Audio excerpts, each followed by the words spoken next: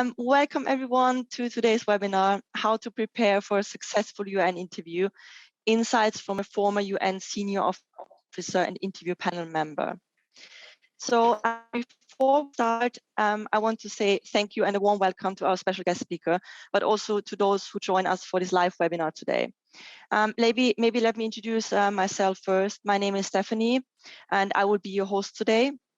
I myself have worked for the United Nations for almost a decade before I founded the United Career Coalition. I have worked for a specialized UN organization in the headquarters, as well as the former Director General of the IAEA and Nobel Peace Prize laureate. I had the opportunity to travel around the globe, having met senior UN officials such as Kofi Annan, statesmen, presidents, and government officials from Latin America, Russia to Africa. And having seen firsthand the great work the UN does and the opportunity it presents as a career, especially for those wanting to make a difference, my goal is to help as many people as possible to experience what it feels like to be part of the United Nations family. I personally went through various UN interviews, from panel interviews to video interviews to written tests, and I experienced firsthand how complex some of the interviews are and how time-consuming the preparation can be. It's in general, I would say, getting a job at UN isn't like most professions. It really requires some thought around how to present your experience and skills to your desired role. So reaching out, of course, to professional help is always a good idea, in my opinion, because those people who are experienced and who have been there can, of course, share insights. But still, reaching out to professional help is never a guarantee for landing a job. So it's also important for me to manage expectations here and to share that. So we really hope this webinar and advice and insights that our special guest speaker will share are useful for you. But again, it's definitely no guarantee. I think in life, nothing comes with a guarantee, and there's no golden rule or no standard template that you can use, but hopefully this will be useful today. With that said, let me introduce today's special guest speaker and UN insider Mona Ali Khalil. Mona is a respected public international lawyer with 25 years of legal and diplomatic experience, including as a former senior legal officer in the United Nations. Welcome, Mona. Thank you, my dear. It's my pleasure to be here. Thank you, Mona. Well, before we start the webinar, just a couple of things I want to mention. This webinar is recorded, but as I already said before, don't be afraid. It won't show your faces. It won't show any faces of participants. So I appreciate we have a lot of people dialing in from all over the globe. So some of you might have just woken up. Some of you are in their pajamas ready for bed. Don't worry, we won't show any faces. So the only faces you can see are Mona and my faces and the slides. That's the only thing that will be on the recording. The webinar is 40 minutes. We have a Q&A session at the end of the webinar. And feel free to use the chat box on the bottom of the Zoom, or basically on your screen, to ask your questions if you have questions during the presentation. We will try to answer as many questions as possible after the presentation. I haven't checked now how many people have already. I see 129 participants have joined. So we have quite a lot of people at this webinar today. So if we cannot answer all the questions, we will definitely do so in the free newsletter and the free blog articles on our website over the next coming weeks. So don't worry, your questions will eventually get answered if they won't get answered today. So that already brings me to the next slide. A quick overview, what is the United Career Coalition? In short, UCC is a platform that enables opportunities to network and connect with UN insiders. UN insiders are basically former and current UN staff. And the idea is for those UN insiders to share their advice about the application process, how interviews are conducted in general, how it is to work at the UN, how they secured the UN roles, and basically give you advice on how to connect and network to increase your chances to land a job at the UN. Our UN insiders work in various different countries for various different UN organizations. As you may know, there's not such a thing as the one UN organization, but there are a lot of UN specialized agencies, organizations. So we have UN insiders from the IAEA, the UNIDO, WHO, the UN in New York, and from various sectors, so such as procurement, IT, legal, and HR. A quick overview of UCC support. So, of course, as today, for example, we have a free webinar. In addition to these free webinars, we have the application guide. The application guide is a 20-page illustrated guide to help you prepare your cover letter.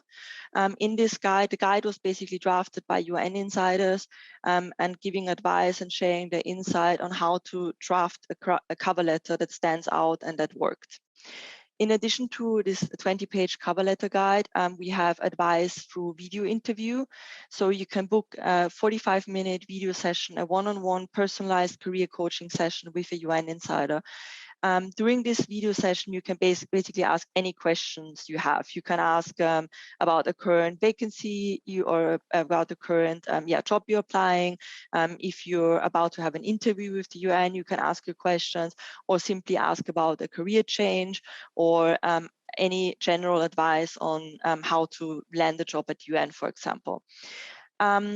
All our past webinars, talking of webinars, are also available on demand on the website. So we had a UN skills webinar, a career change webinar for people, mid-career professionals who are particularly interested in a career change from the private sector to the UN, and a networking webinar, basically how to network effectively with people in the UN and how to reach out to UN staff. So all those webinars are available on demand on our website. Again, I've already mentioned the free blog articles and newsletters. You can sign up for the newsletter on the website, and the blog articles you can also find on the website. It's basically articles that are drafted by our UN insiders on various topics, from sustainable development goals to how it is to work at the UN, how to draft a personal history form, and so on. So that is really quite insightful, and it's for free as well. Wonderful. So enough about UCC, and back to today's webinar. And before I hand over to, sorry, I jumped one slide. Before I hand over to Mona, let me give you a quick overview of the objective and today's content.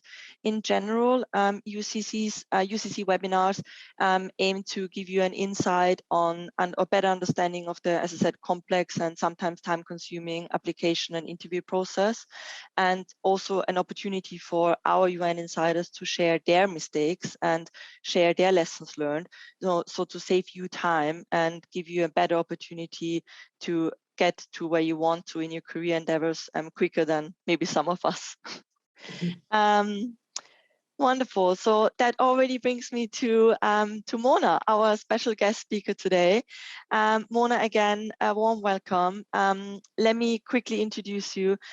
Mona is, as I said already, is a respected public international lawyer. She has 25 years of legal and diplomatic experience, including as a former senior legal officer at the UN and the IAEA. Mona is also the director of MAC Law International, which is a strategic consulting service advising governments and IGOs on international law and, on the service of we the people. And Mona is also an affiliate of the Harvard Law School, the program on international law and armed conflict. Mona, thank you again for your time today. And I also want to mention here a special thanks because Mona offered to share her advice today on a voluntary basis. So thank you for volunteering and offering this service today for free to all these participants who joined us for the webinar today. Mona, I'll hand over to you, and thank you again for joining. Thank you, Stephanie, and thank you for inviting me, and thanks to all those who registered and who showed up today. I hope to, in looking back at my own journey at the UN, provide you some guidance and some helpful tips as you embark on your own journey. Some of you are possibly already in UN service and looking to move upwards through the ranks, and some of you are still trying to get in. Either way, having a UN calling is something that I share with you and that I fully understand and fully appreciate, that you are trying to find your way of making a difference in the UN system. And if today's webinar can help you make your first steps on and either onwards or upwards within the ranks of the UN system, it would be my pleasure to be of any assistance. Two kind of friendly advices before we begin with the logistics of an actual interview. The first is that the process itself can be amongst the most inspiring, because it's about fulfilling probably what for many of you, as it was for me, a childhood dream. So that's the inspiring part, but it can also be an extremely demoralizing process, because you find yourself applying, you find yourself putting your heart and soul into these applications, talking about your values, talking about your dedication and your desire to help people. And sometimes you don't even get a response. You don't even get an acknowledgement of the application. So please know that this should not be something that you take personally or let it affect in any way your appraisal of your sense of worth and sense of self-esteem. Do not in any way let it reflect on whether or not you're worthy of this service. There are so many applications, thousands of applications for a particular post. There are so many considerations, from geographic diversity or gender diversity, from the particular composition of that particular team, to the particular understandings of the needs of that particular unit in that particular period. So there's so many factors, so many variables. There's no reason for you to feel particularly, don't give too much judgment or consequence or meaning to a lack of success. You will not succeed until you succeed. And in that moment, all of those doubts and all of those doubts will disappear. So please continue to believe in yourself and to believe in your dream, and you will find a path to achieving it and to making that difference that you're so eager to make. The second thing is that there's many ways to serve the UN Charter. That sense of calling is not limited to one job or one department or even one organization. There's dozens of organizations of the UN system. There's dozens of partners of the UN system, and there's the governments that are also sending delegations. There's non-governmental partners. There's other intergovernmental organizations. There's regional organizations. So there's multiple paths to serving the UN Charter. And those paths can reinforce, after 1 or 2 years of experience, or possibly field experience as well is very important. You can find different paths to your goal. My mother used to say there are many roads to Rome. So you do not have to find just one Inspira road to the UN. There's multiple roads to the UN, and there's multiple roads to UN service. So keep that broader perspective so that you don't trap yourself into a particularly narrow channel. Having said that, the Inspira process is relatively the same throughout the system.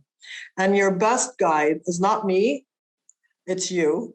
And you, along with the vacancy announcement that you have applied for, will be your best roadmap to success. So I have, as Stephanie has kindly noted, I have put up a sample vacancy announcement. It's randomly selected. Please don't read any importance into the particular vacancy announcement. It was just the first one that I found in the P3 category, and plucked it out just so that I can demonstrate how this is your best friend in the process, whether for the cover letter and the PHP, as well as the competency-based interview. So, but the outset, I want to introduce you to a book that you may or may not have seen. It looks like this, and it's available on the web. If you look up UN competencies, you will find this immediately. This booklet has everything you need to know about the competencies. It dates back to the Kofi Annan era. And in it, you will find how they arrived at these values and competencies-based approach, but also the elements. So as a starting point, let's recall that there are 3 core values: integrity, professionalism, and respect for diversity. The only one that will appear in sort of bullet fashion in the vacancy announcement is the professionalism. You will always be asked at least one question about the professionalism. And we'll get to what those questions will be shortly. Integrity is something that should, in a sense, go without saying. It's part of the charter. It's one of the three basic elements of the definition of a civil servant: integrity, professionalism, and competence. And you will see that in articles of the charter. And you will need to demonstrate your integrity and your respect for diversity in your answer, both in the professionalism answer and wherever you see relevant in the competency questions. So even if they're not asking you directly, it's important that you show your knowledge of the UN values and your adherence to the UN values in your answers. You don't have to do it over and over again. Just once is enough, just to show that you have knowledge of them and also adherence to them. Then we go to the core competencies that, regardless of the level of the position, whether it's a P2 or a D2, whether it's an ASG or a USG, everybody needs the following competencies. They are communication, teamwork, planning and organizing, accountability, creativity, client orientation, commitment to continuous learning, and technological awareness. Now, you will never get all of them. And this is, again, you look at the roadmap, that's the vacancy announcement, and it will tell you which ones they're going to test you on, that they will ask you questions on. So for the particularly random one that we've selected, they've only identified planning and organizing and teamwork in addition to professionalism. So as we said, professionalism is always there. So planning and organizing, teamwork. And next to those words, you will see that there's elements of what a good planner and organizer is and what a good team member is. So keep this in mind when we get to the specific questions. So having that knowledge, you will know that you're never going to get more than 3 or 4 of these. Okay, and you will know them in advance, so you'll be able to prepare for them. But that does not preclude you from bringing in your talents in these other competencies as you answer the ones that are particularly relevant. As you go up in the ranks, and if you're already in the system and you're trying to go higher in the system, what you want to look at are the managerial competencies. And these are leadership, vision, empowering others, building trust, managing performance, and judgment and decision-making. The same, these will appear and you will be questioned about them if they appear in the vacancy announcement. It's not likely you'll see these managerial competencies at anything lower than a P4 level position, but do expect to see them at the P5 and above. Sometimes at the P4, but definitely at the P5 and above, you'll see 1 or 2 of these in addition to the core competencies. So keep these 3 layers in mind as you approach your preparation. Values, core, and then managerial competencies, depending on the position you're applying for. Now, having sort of laid out this overall, we'll come back to the slide. If we can go to the next slide.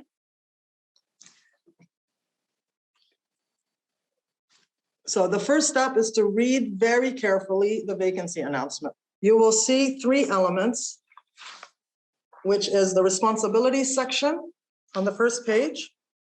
Then you'll see the professionalism, the definition for that particular post of what professionalism means under competencies. And then you'll see education, work experience, and languages. So these should form the crux of your cover letter, as they should be the crux of any answer to a professionalism question in the competency-based interview. So if they ask you, why are you the best candidate for the job? Most people will go in there and say, well, I have this degree, I have that degree, I've worked here, I've worked there, I have, excellent reviews from my supervisors here, I have excellent reviews about my supervisors there. That makes the interview about you, when in fact the interview is about finding somebody to fulfill the particular job. It should be about the job. And that's why this is your roadmap. So you don't want to say, I have this degree and that degree. You want to say, because I have this degree, I am better suited to be able to fulfill this particular responsibility that is required for this job. Because I worked for ABC, I have acquired the skills to be able to deliver these functions in this particular job. Because I have languages XYZ, I'm able to interact with several categories of member states and in their own official language and in their own native language, and can foster better relations in the intergovernmental negotiating process. So you're using your experience and your degrees to demonstrate why you're the best person to do the job, because ultimately that's what the UN cares about, somebody who can step in and do the job. So let it be about the job and how you're the best for it. And the tools that build that story are in the responsibilities section of the vacancy announcement, the professionalism section, and the listed languages, work experience, and education. So try to tie as much of your life and your career and your education to those particular elements, both in your cover letter and as you describe your functions and other positions in your PHP. And finally, and most importantly, in the competency-based interview when you get that far. The timing, setting, and the protocol of the interview. Now, the interview will normally be anywhere from 30 to 45 minutes, and the panel will introduce themselves, and they will tell you how long the interview will be. That's common protocol. You will then see whether there's 2 people or 3 people, notwithstanding any note taker that's designated. When they introduce themselves, they'll say whether they're panel members or note takers. So you want to divide the number of minutes you have by the number of people. If it's 2 people, clearly each of them is going to ask at least 2 questions, possibly 3 questions. So you know that if you have 30 minutes, there's approximately going to be 5 or 6 questions. You know you have about 5 minutes per answer. If you see that there's 5 people, clearly they're not going to each ask you 2 questions. They're going to ask you 1 question. You have 5 people and 45 minutes. You may have 7 to 8 minutes for each question, right? So you kind of do the math quickly so that you can assess. But a good guideline is 5 to 7 minutes per answer. You should be able to give an excellent answer within 5 to 7 minutes. If you go over 7, you might lose their interest. If you go under 5, they might think you don't have enough to say. So that's a relatively good margin for an excellent answer. The setting, like I said, will be determined obviously by the panel. They normally let you know how many panel members you have and how long the interview will be, so you can kind of do this mathematical calculation before you arrive. It's okay if you allow yourself a little bit more time, closer to the 7 minutes on the professionalism question, but try not to go over that so that you have time to answer their questions. And the last thing you want is to be interrupted and told that, you know, they need to move on or something, because that shows you don't have good time management. So that's sort of the logistics of the interview. It's very important that the note taker is there. I'll explain when we talk about how the competency-based interview will be assessed. The note taker is there for that purpose and will not be the person necessarily judging and or asking any questions. So don't count them in the numbers when you're doing the division. You're only counting the panel numbers. So let's go to what kind of questions to prepare for. The professionalism question will take usually 2 possible forms and can be asked in several ways. If there's been a written test, it's not likely that they will ask you a substantive knowledge-based question to test your expertise in the subject matter. They'll want to sort of get to the other aspect because they've already tested your subject matter expertise. But it's always possible that they can ask you, and there's no way to tell you what those questions will be because they will be very much arising out of the nature of the particular job vacancy, right? But it's important to kind of know what the trends are, know what the real challenges are in the field. And again, it's very important, and you'll hear me say this over and over again in the next 5 minutes, to know that you have a particular story that demonstrates what you're saying. Not just that you can declare it, but that you can demonstrate it, right? So the more common question in professionalism is something in the shape or form of why are you the best candidate? And this is your opportunity to really shine. This is your opportunity to tell them why you're the best candidate based on the description I told you earlier, why each element of your CV contributes to this particular post. You also can take this opportunity to tell them why you want to work for the UN and why this particular job is very important to you, what your motivation is. And third, as I said earlier, you also want to communicate your adherence to the values. So this is your opportunity to do all of that. The bulk of your answer should be obviously the job and why you're good for the job. But take at least half a minute to focus on your motivation and your adherence to the values. That will be appreciated. You can do it at the beginning of your answer, at the end of your answer. That's a very personal style choice. Then they'll launch into the competency-based question. So in this particular randomly selected vacancy, we have planning and organizing and teamwork. My advice would be that you have at least 2 stories ready for each of those. And by story, I mean a real life specific example of where you had to either plan or organize or where you had to work as a team. On the planning and organizing, you may want to have a good example where the work was done efficiently on time within the deadline, and a bad example where because of, somewhere in the chain, somebody failed, and as a result, the team as a whole couldn't deliver. And then you want to have an example of a good team and possibly a bad team, because the question can come at you positively or negatively. Usually it's up to you to decide, but just in case, if you want to be really ready, you should have an example, a good example and a bad example for each of them. Of course, if the competencies are different for that vacancy announcement, you want to have 2 stories for each of those competencies, whichever ones they have. So it's, like I said, this is randomly selected just to demonstrate the value of this instrument as a roadmap to your preparation. So the stories should be clear, they should be honest. You can, of course, focus or exaggerate certain elements of the story, but you should never make anything up. It should always be based in real life experience and what the takeaways of that experience are.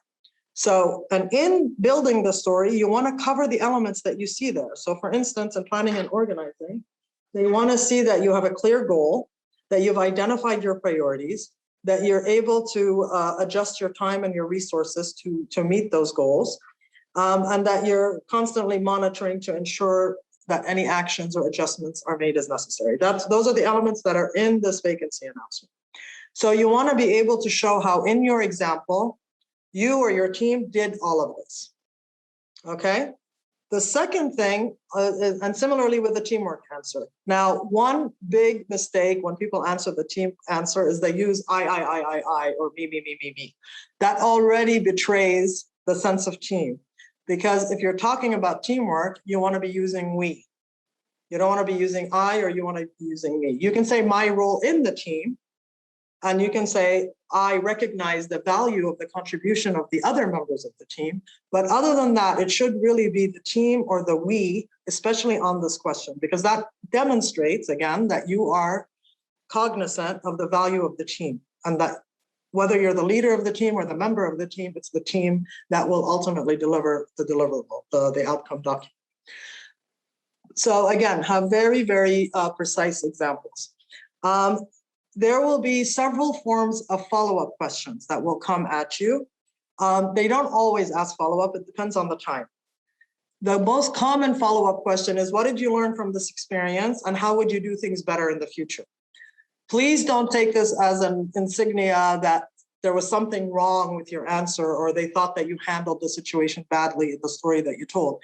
It's a very common standard question. It's merely to demonstrate to them whether you're humble enough to know that everything can be a learning experience, that everything can be a teachable moment, and that you can always learn something from the experience.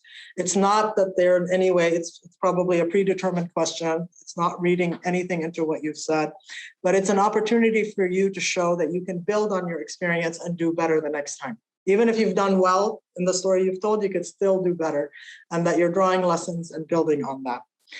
Another common question is especially if it's a teamwork question, an often follow-up question is, if there's a disagreement within the team, or if there's a disagreement with the supervisor of the team or the leader of the team, how did you handle it? So it's important, to be ready for those follow-up questions as well, and to have, when you're choosing your stories, to be able to think about what are the lessons learned from the story, and what, if there was any kind of tension within the team, how was it resolved? Was it resolved well? Or was it resolved badly? And if so, how can you do better in the future? And it doesn't necessarily mean that it was up to you to resolve it. It could be the team leader, not the team member. But these are the kinds of questions that you're going to get as follow-up questions. So last but not least is the elements of an outstanding answer. It's very hard to go in, and obviously your life, you feel like your life is depending on how well you do in the next, 30 minutes. You're being judged by people you don't know. And I should mention that it's even harder to go into interview and be interviewed by people you do know, because they have their own impressions, their own biases. It could be positive or negative, but either way, it's harder to actually be interviewed by people you do know. So take it from me, it's better for you to be in a room full of people you don't know. So make yourself comfortable, pretend you're having a conversation over coffee with somebody you just met, and you're trying to tell them who you are and trying to explain to them why you're the best person for the job. Try to keep that kind of relaxed mode. The best interviewees are those that go in there thinking they already have the job and they're having a conversation with their colleagues. But that's very hard to achieve. I personally think a little bit of nervousness is good, because it shows respect for the moment, it shows respect for the panel, and it also ups your game. But don't be so nervous that you sabotage yourself. A little bit of nervousness is good. It keeps you kind of on top of your game, it keeps you on your toes, and it shows respect that this is something important and that you have respect for these people and you care how they assess you, right? So all of this are, tips for your demeanor. But in terms of the content, honesty is the best policy. Clear, concise, and honest, but also passion. You want to make sure that they know that you are a living, breathing, dynamic human being who's not just there to follow orders, but there to contribute, to be innovative, to be outside the box when necessary, and loyal and dutiful when necessary. So all of these things are part of the UN calling. I believe that anybody who wants to serve with the UN has these attributes in spades. Let them get to know you. Let them get to see that side of you. And with that, I hand over to Stephanie for any questions that she or you have. Yeah, thank you very much, Mona. Well, can you hear me clearly? Yes. Wonderful. Thank you very much, Mona, for your valuable insights. I mean, I wish I would have talked to you before I had my UN interviews, because I was, for example, when I had my first interviews, I was, just to share a short personal story, I was not aware of these follow-up questions. And as you correctly said, exactly that happened to me. I've got the follow-up question. I think the first one you mentioned, as in, what could you have done better?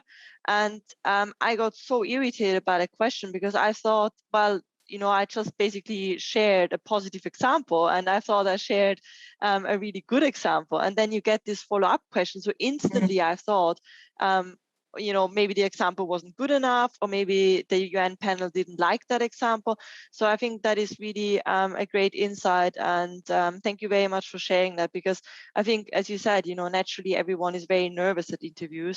So knowing some of those questions, or having that advantage is already an advantage, because you can stay calmer, you can prepare for it. So thank you very much, Mona.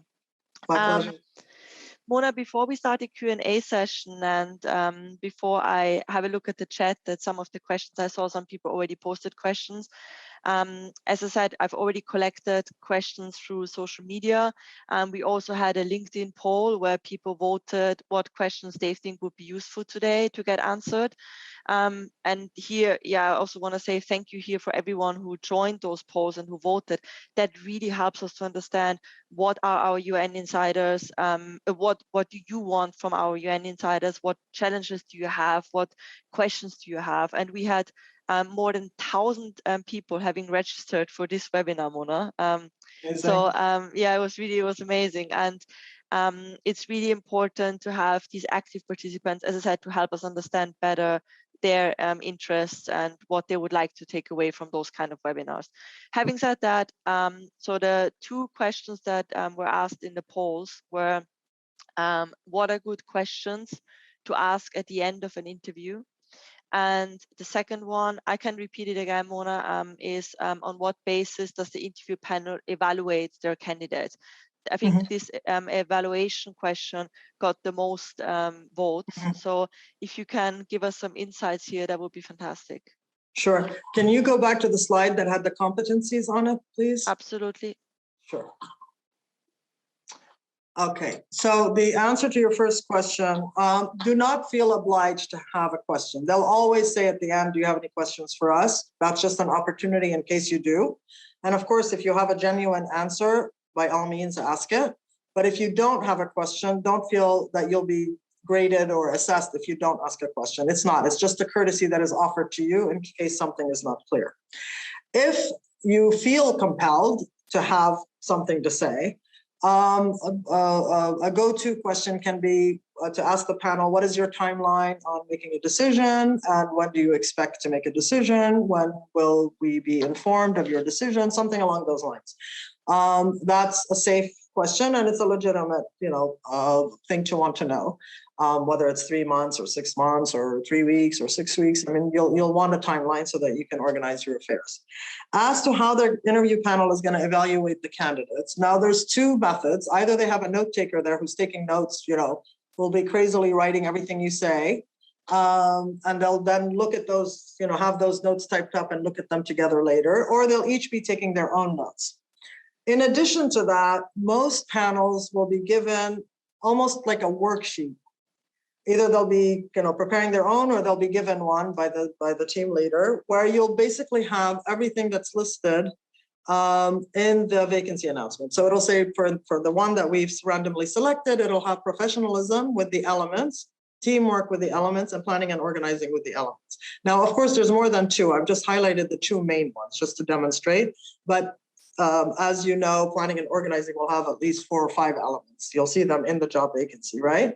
So each of them will actually be grading and ticking on this worksheet whether your answer satisfies all of these elements.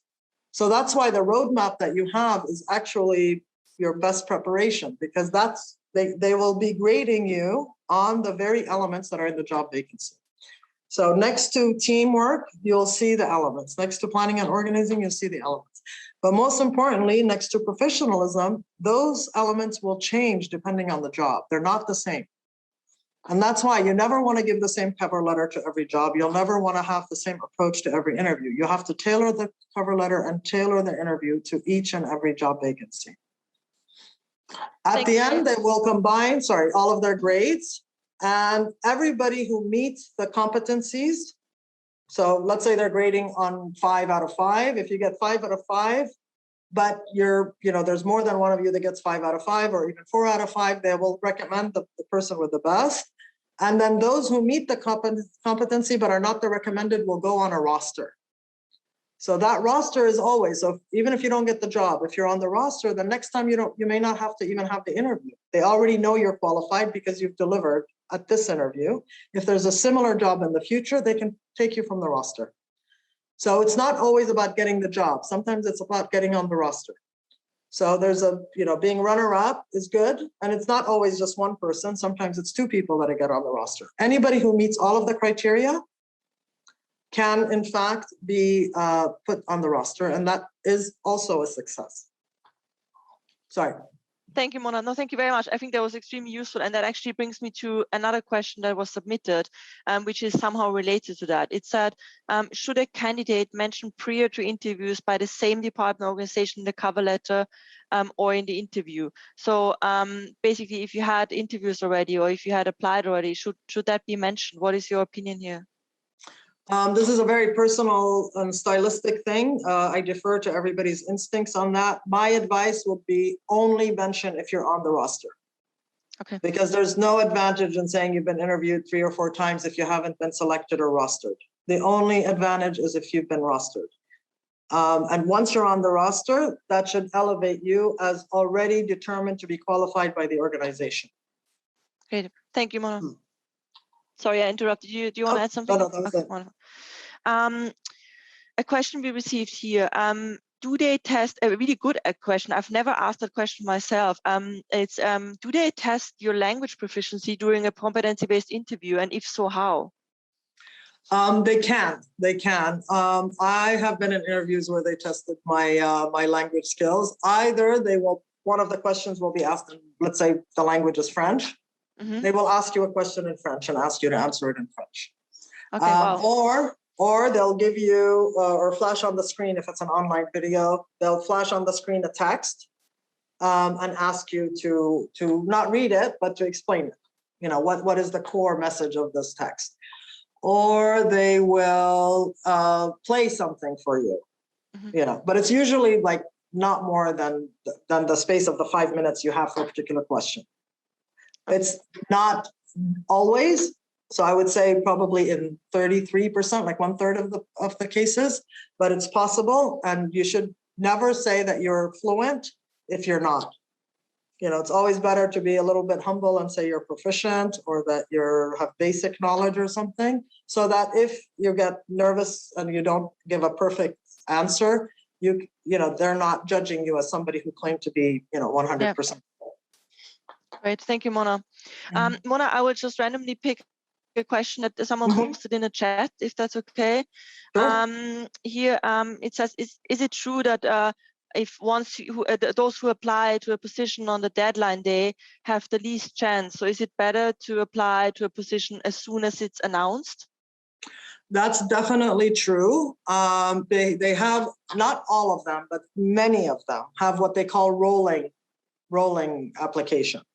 So the minute they see, especially for these temporary vacancies, the minute they see somebody qualified, because it's not as structured, there aren't as many rules when it's a temporary vacancy, they have more discretion.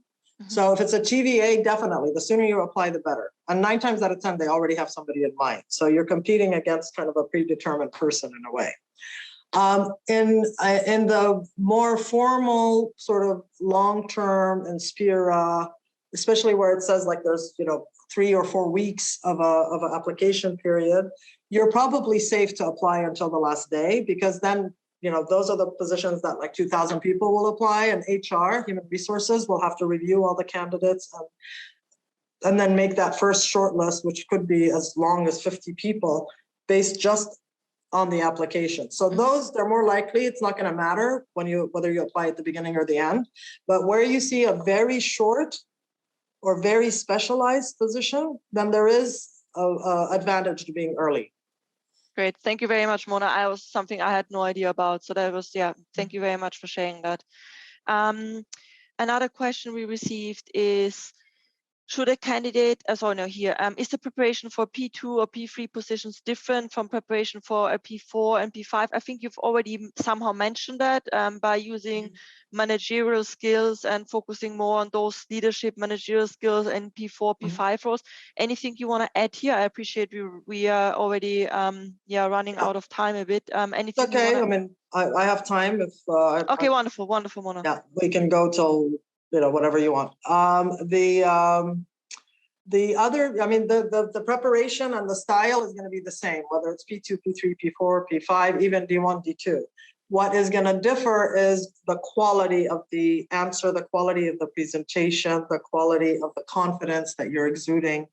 So that they're going to expect, as you go up in the ranks, not only will the competencies be more difficult, but the expectations of your delivery, of your confidence, of your presentation style will also go up. Because as you go up in rank, you also go up in responsibility and authority, and you would have to be capable of carrying and demonstrating your capacity to carry that responsibility and that authority. Thank you, Mona. Another question also came from social media. How do they calculate the required years of work experience? So, for example, if you have gaps in your CV, do they matter, and how would you address those gaps? Or what's your advice here? If it's like a really long gap, like where somebody left to do a PhD or something, it's very important to explain that, because they may not, the person looking at the education may not be the same person looking at your experience, and they'll see 5 or 6 years in the middle. It could be somebody who went to start a family, or had a child at home and wanted to take care of the child. It could be that they changed careers and then switched back to their career. There's multiple explanations. So the clearer you can be in your CV, the better, so that it's not left to chance that somebody will figure it out. But my understanding is that HR will look with a fine-tooth comb. They will look for, they will not count anything that's less than 6 months. So don't fill up your CV with things that say 3 months or 2 months. You know, anything that's 6 months will count as 6 months or above. It's very rare that they'll count anything that's less than 6 months. So if there's, you need to kind of do the accruing on your own, make sure you have the required years of service. And if you think somebody's not going to understand how to get that 5 years or 6 years, I would spell it out in a very short, 1 or 2 sentences, spell it out. I have 6 years of experience, including 3 here, 2 there, 1 there. So they may not be in the same place. They may be divided by different extracurriculars or educational decisions, but give them, that you meet the requirement. Thank you, Mona. I will add another question here from the chat. What are good examples of responses to the question, what are your weaknesses? Do you have any tips here, being a UN panel interview member?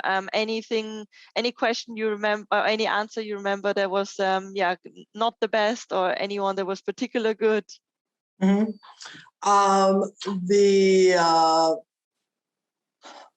I'll tell you a story. They interviewed Sean Connery once, the famous actor. Some of you may be too young to know who Sean Connery is, but he was one of the most famous 007 characters and was very, very full of himself, very handsome, especially as an older man. And they had this 3-page Vanity Fair interview with him.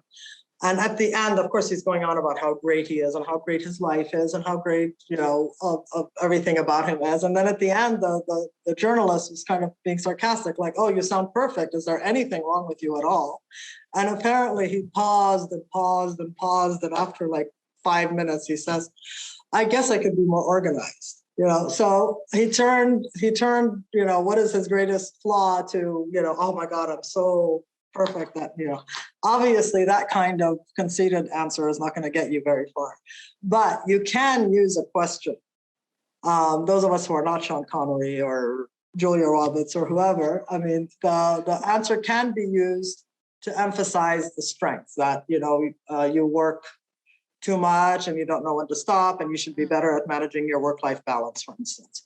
That you don't know how to delegate, you tend to take too much responsibility on yourself, and that you've been trying to train yourself to delegate to, if you're in a kind of managerial capacity, that you need to trust your team members and delegate to them and trust them to flex their own intellectual muscles. So there's always a way to find something that you can improve that shows that you're willing to grow and willing to become better. It doesn't necessarily have to be something where you're damning yourself or deprecating yourself. Wonderful. So again, always room for improvement, and show that you're willing to learn and always improve yourself and so on. Mona, we had the question already about the languages. I see in the chat someone posted here another language-related question. I think it's a quick one. The question is your level of English also assessed, and can it help hinder your performance? Well, you'd be surprised. There's a lot of people in the UN whose English is somewhat halting, but they will have to be very, very, very special in some other way. They could be, a particular specialized expert in some kind of technology or some kind of doctor or physical health expert of some kind. So that can be a bit of a trade-off sometimes, the language for the specialization. However, in general, the main language of the duty station, if you don't have that language, so English in New York, French in Geneva, for instance, it's going to hurt you. It's going to hurt you. And the more of the official languages that you have, the more impressive you'll be. But there's people who collect, 7 languages, thinking that that's going to help them. It will help, but it's not going to make or break your application. So, being very solid in 1 or 2 languages, especially the secretariat languages, which are English and French, are very, very important. Sometimes it'll say desirable. And if you have that language, obviously it's an asset, but don't feel unqualified if you don't have it. Thank you, Mona. I hope that answers the question as well. That was one of the questions from the chat. Somebody had, if I may, Yeah, when I sure. said that they only count 6 months or above, and they asked about consultancies, and I would by extension also add internships. By definition, consultancies and internships are usually shorter. So that could be where they, you wouldn't want to say, I have 10 consultancies of 3 months. You can say, I have 3 years of consultancies. You can block them together in a way. If you only have 1 or 2, then obviously that is something that you can highlight, that I've fulfilled a successful consultancy with OHCHR or with UNDP, whichever. A consultancy is not actual employment, so it's calculated differently. The same way an internship is not actual employment, so it's calculated differently. But when they're talking about actual employment, they will usually apply that 6-month kind of rule. Thank you, Mona. Mona, I will give you a short break to breathe. We'll have 2 more questions for you. And I will, in the meantime, quickly answer one of the questions. I saw here a question, which is the best method to learn about the vacancies in the UN system? Maybe quickly to, if I may, I will quickly answer that. It's something we often share with our clients and with people who reach out to us. Go ahead. There is, so a lot of times people think the UN is one big employer. As I've already mentioned, the UN has a lot of specialized agencies, different organizations, and a lot of times you would look at UN jobs for the UN vacancies. However, what I want to add here is often those specialized smaller UN organizations and also bigger ones, they're actually not part of these UN jobs vacancy lists. So it would really make sense. What I did, for example, when I looked for UN jobs, I decided, or I, made like a career strategy plan. Where do I want to go? In which countries would I like to work? And then you look in those countries, what kind of UN organizations are in that country. So let's say you would like to work in Austria. You would look what kind of UN organizations are in Austria, and then specifically go to each of these organizations' website. I think that is really important, because otherwise you might miss an opportunity for a vacancy simply because it's not part of the big UN job vacancies. So my advice really would be, for example, in Austria, there's the UNODC, CTBTO, IAEA, there are lots of UN organizations. And really just go and visit all of their homepages and go to their career opportunity page and apply directly at the website there. So yeah, Mona, then back to you. There are 2 more questions, and if that's still okay, I still appreciate we run. Oh yeah, wonderful. 2 more questions, and then we will finish at 5 p.m. UK time. So the last 2 questions are, how would you answer the question about motivation for the advertised position? So the motivation question, the main question is, do you have any final tips for that question? Before I answer that, I just posted that booklet, that colorful booklet that I mentioned. I gave you the link to where to find that on the web. And there you'll see all of the elements. In addition to the slide that we have earlier, this is that's something that you should study before any competency-based interview. Of course, the motivation question is probably the most personal one, and everybody, for it to sound genuine and organic, it has to be your answer. But the elements of a motivation question should be your motivation to work for the UN, your motivation for that particular position, and your adherence to the values of the civil service, as we said, integrity, professionalism, and respect for diversity. So this is your opportunity to emphasize those 3 things. And how you formulate that has to be yours. My only advice is make sure it's relevant to the position in question. It cannot be some, dreamy statement, very generic, very kind of, flower child. It has to be very specifically tailored to the particular job. Maybe, Mona, if I may add here as well, some of the lessons learned we had with people who shared their motivational answers were that some of the answers they gave were very emotional. So I think it's important. I think, of course, you want to use this as an opportunity to bring across your motivation, your inspiration to work for the UN. But at the same time, it's really important here to always stay professional.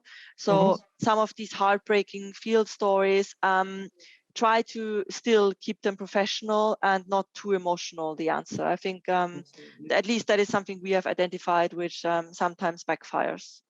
Absolutely. No, and there's a big difference between passion, which is showing that, you know, the commitment and the dedication and devotion is very different from being kind of emotionally involved. Obviously, you want to show empathy, you want to show compassion. There's, you know, I would say that's still on the right line of a good answer. But if you go and you think that there's added value in saying, you know, I was heartbroken to see, or, you know, those things kind of go into, it's a little bit too personal, and as Stephanie says, it crosses into not so professional territory.